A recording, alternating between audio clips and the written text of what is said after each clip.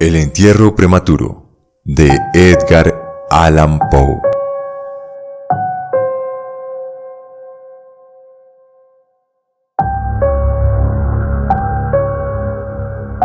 Hay ciertos temas de interés absorbente, pero demasiado horribles para ser objeto de una obra de ficción.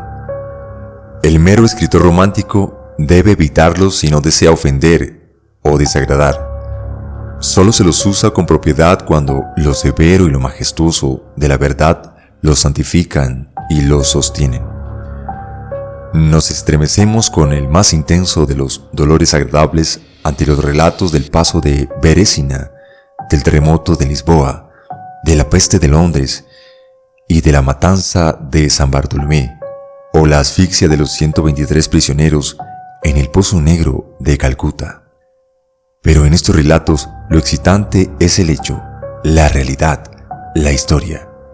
Como invenciones nos inspirarían simple aversión.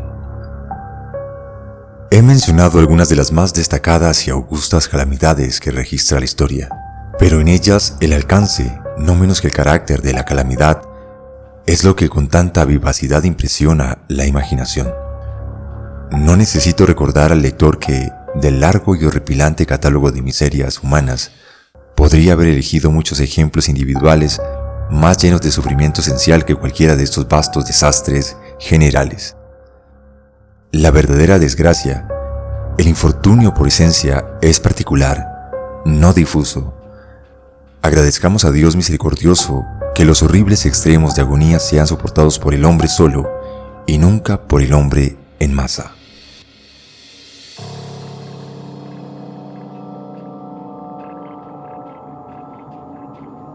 Ser enterrado vivo es, fuera de toda discusión, el más terrible de los extremos que jamás haya caído en suerte al simple mortal. Que ha caído con frecuencia, con mucha frecuencia, nadie capaz de pensarlo negará. Los límites que separan la vida de la muerte son, en el mejor de los casos, vagos e indefinidos. ¿Quién puede decir dónde termina una y dónde empieza la otra? Sabemos que hay enfermedades en las cuales se produce una cesación total de las funciones aparentes de la vida y, sin embargo, esa cesación es una simple suspensión para darle su justo nombre. Hay tan solo pausas temporarias en el incomprensible mecanismo. Transcurrido cierto periodo, algún misterioso principio oculto pone de nuevo en movimiento los mágicos piñones y las ruedas de hechicería. La cuerda de plata no estaba suelta para siempre, ni irreparablemente roto el vaso de oro. Pero, entre tanto, ¿dónde se hallaba el alma? Sin embargo, fuera de la inevitable conclusión a priori de que tales causas deben producir tales efectos, de que los bien conocidos casos de vida en suspenso deben provocar naturalmente una y otra vez prematuros entierros, fuera de esta consideración tenemos el testimonio directo de la experiencia médica y vulgar para probar que realmente un gran número de estas inhumaciones se lleva a cabo. Yo podría referir de inmediato, si fuera necesario, 100 ejemplos bien probados. Uno de características muy notables y cuyas circunstancias quizás se conserven frescas todavía en la memoria de algunos de mis lectores. Aconteció no hace mucho en la vecina ciudad de Baltimore, donde provocó una penosa, intensa y dilatada conmoción. La mujer de uno de los más respetables ciudadanos, abogado eminente y miembro del consejo, fue atacada por una súbita e inexplicable enfermedad que burló el ingenio de sus médicos. Después de mucho padecer, murió, o se supone que murió. Nadie sospechó, a decir verdad, ni había razón para sospechar que no estaba realmente muerta. Presentaba todas las apariencias comunes de la muerte. El rostro tenía el habitual contorno contraído, sumido. Los labios mostraban la habitual palidez marmórea. Los ojos carecían de brillo, faltaba el calor. Las pulsaciones habían cesado. Durante 3 días el cuerpo estuvo sin enterrar, y en ese tiempo adquirió una rigidez pétrea. El funeral, en suma, fue apresurado a causa del rápido avance de lo que supuso era descomposición. La señora fue depositada en la bóveda familiar que permaneció cerrada durante los 3 años siguientes. Al expirar este plazo fue abierta para la recepción de un sarcófago. Mas, qué espantoso choque aguardaba al marido cuando abrió en persona la puerta.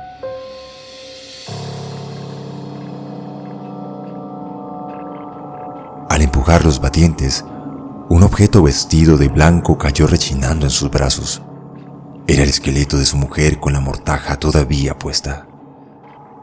Una cuidadosa investigación brindó la evidencia de que había revivido 2 días después de su sepultura, que su lucha dentro del ataúd había provocado la caída de este desde un nicho o estante al suelo y que al romperse el féretro pudo salir de él. Apareció vacía una lámpara que había quedado accidentalmente llena de aceite dentro de la tumba. Quizás se hubiera agotado, sin embargo, por evaporación. En el peldaño superior de la escalera que descendía a la espantosa cámara, había un gran fragmento del ataúd, con el cual, según las apariencias, la mujer había intentado llamar la atención golpeando la puerta de hierro. Mientras lo hacía, probablemente se desmayó o quizá murió de puro terror, y al caer, la mortaja se enredó en alguna pieza de hierro que se proyectaba hacia adentro. Allí quedó y así se pudrió, erecta.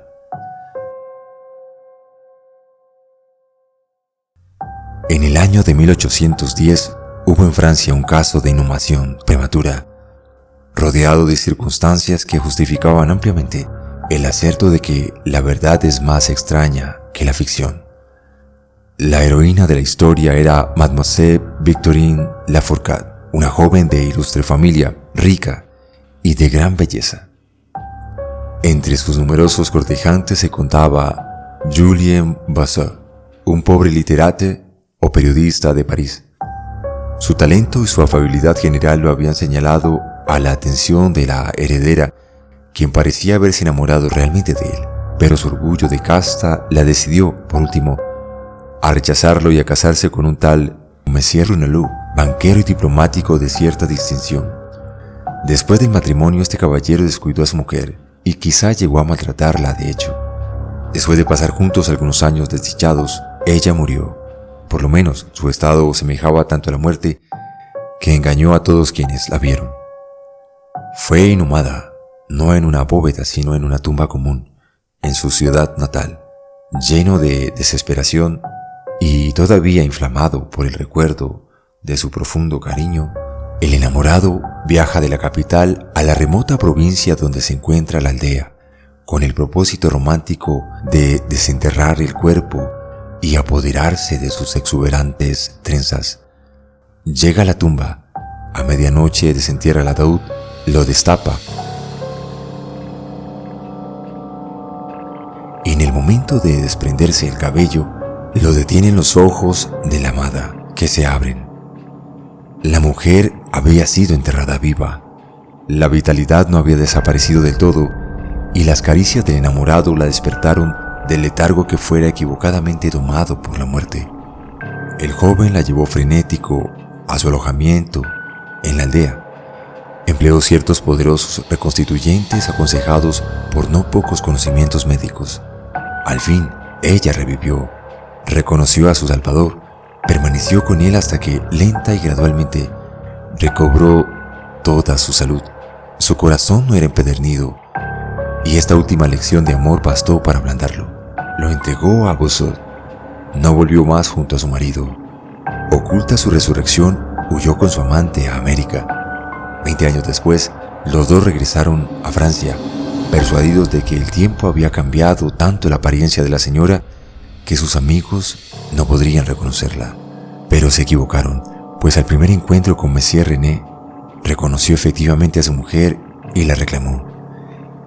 Ella rechazó el reclamo y el tribunal la apoyó, resolviendo que las peculiares circunstancias, junto con el largo lapso transcurrido, habían abolido no solo desde el punto de vista de la equidad, sino legalmente, la autoridad del marido. La revista de cirugía Leipzig, publicación de gran autoridad y mérito, que algunos libreros americanos harían bien en traducir y editar, relata en uno de los últimos números un suceso muy penoso que presenta las características en cuestión. Un oficial de artillería, hombre de gigantesca estatura y robusta salud, fue derribado por un caballo indomable, recibiendo una contusión muy fuerte en la cabeza que enseguida le hizo perder el sentido. Tenía una ligera fractura de cráneo, pero sin peligro inmediato. La trepanación se realizó con éxito. Se le practicó una sangría y se adoptaron otros muchos métodos comunes de alivio, pero cayó gradualmente en un sopor cada vez más grave y, por último, se le dio por muerto. Hacía calor y lo enterraron con prisa indecorosa en uno de los cementerios públicos. Sus funerales se realizaron un día jueves. El domingo siguiente frecuentaban el cementerio, como de costumbre, numerosos visitantes cuando, alrededor del mediodía, se produjo un gran revuelo provocado por las palabras de un campesino que, habiéndose sentado en la tumba del oficial, sintió claramente una conmoción en la tierra, como si alguien estuviera luchando debajo. Al principio nadie prestó atención a las palabras del hombre, pero su evidente terror y la terca insistencia con que repetía su historia tuvieron al fin naturales efectos sobre la multitud.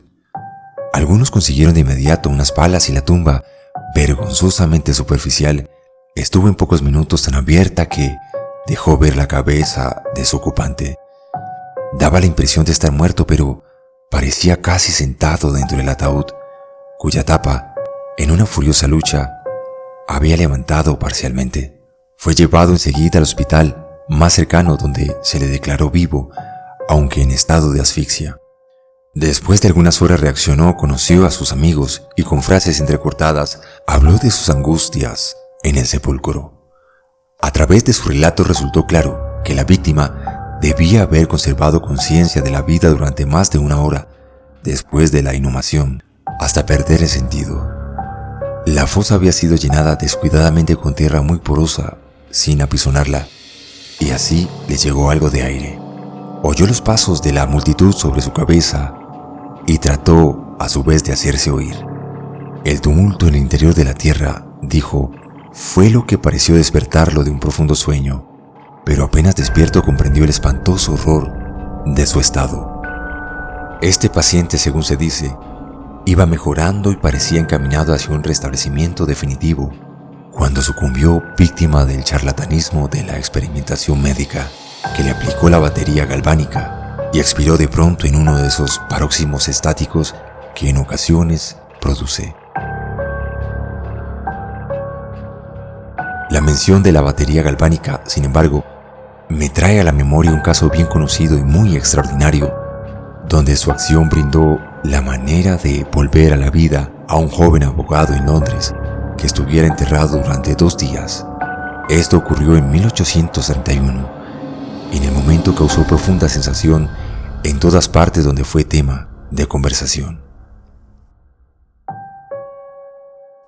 El paciente, el señor Edward Stapleton, había muerto aparentemente de fiebre tifus, acompañado de algunos síntomas anómalos que excitaron la curiosidad de sus médicos.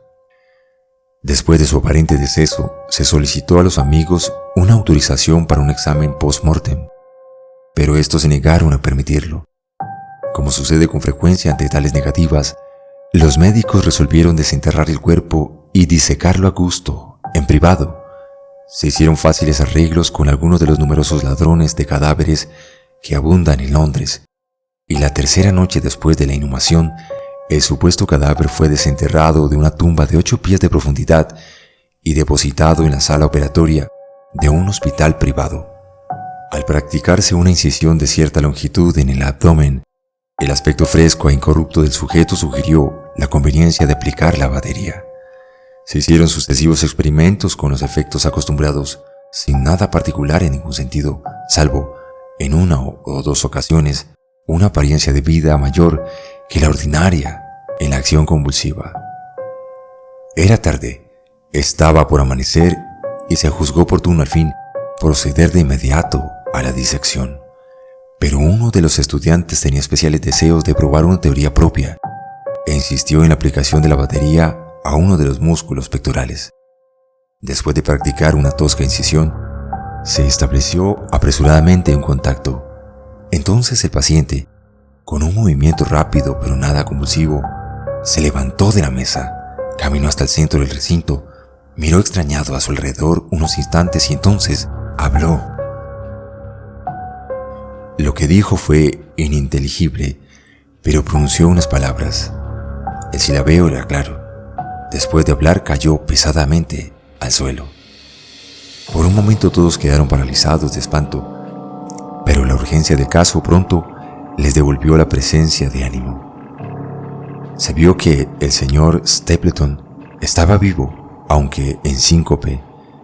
Después de administrarle éter, revivió y recobró rápidamente la salud, retornando a la sociedad de sus amigos, a quienes se ocultó, sin embargo, toda noticia de su resurrección hasta que ya no hubo peligro de una recaída. Es de imaginar la maravilla de aquellos y su arrobado asombro. La nota más espeluznante de este incidente se encuentra, sin embargo, en lo que afirma el mismo señor Stapleton.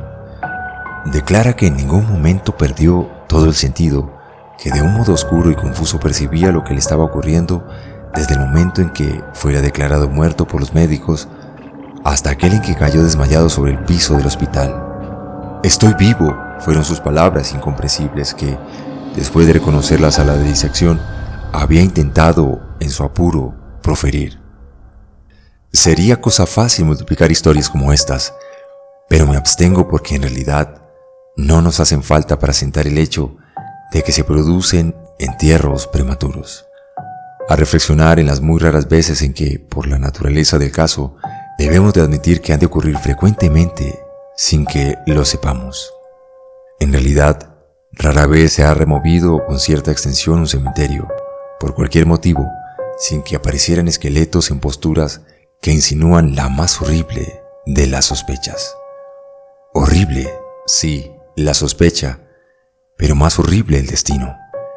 Puede asegurarse sin vacilación que ningún suceso se presta tan terriblemente como la inhumación antes de la muerte para llevar al colmo de la angustia física y mental, la intolerable opresión de los pulmones, las sofocantes emanaciones de la tierra húmeda, las vestiduras fúnebres que se adhieren, el rígido brazo de la morada estrecha, la negrura de la noche absoluta, el silencio como un mar abrumador, la invisible pero palpable presencia del vencedor gusano.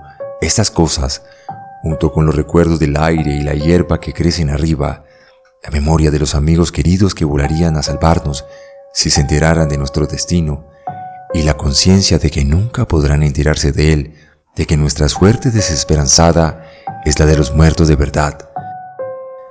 Estas consideraciones, digo, llevan al corazón a un palpitante a un grado de espantoso e intolerable horror, ante el cual la imaginación más audaz retrocede. No conocemos nada tan angustioso en la tierra, no podemos pensar en nada tan horrible en los dominios del más profundo infierno, y por eso todos los relatos sobre este tópico tienen un interés profundo, interés que sin embargo, en el sagrado espanto del tópico mismo, depende justa y especialmente de nuestra creencia en la verdad del asunto narrado.